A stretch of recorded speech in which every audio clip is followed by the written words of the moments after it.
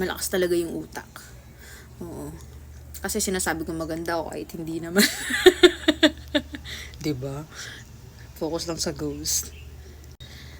Pero hindi, no joke. Malakas talaga yung utak. Kasi yung kuya ko, dinala ko siya sa hospital kahapon. Wala akong sakit, be. I'm so good. I feel so good. Oo, be. Wala talaga akong nararamdaman. Kahit ubo, sipon. Hindi ako inubo sipon dun, be. Okay na okay talaga ako. Oo. Pero, nung umuwi na ako dito, parang nandito yung virus, be. Nandito sa room na to, be. Oo, parang dala ng virus na to yung kwarto na to. Pag uwi ko dito, dun ko naramdaman ulit yung ubo, sipon, sininat ako. Ganun. Pero ngayon wala na akong sinat. Wala na. Ubo sipon na lang. So masakit na lang talaga siya sa ulo. So ayun. Ewan ko, ang dami kong thoughts pag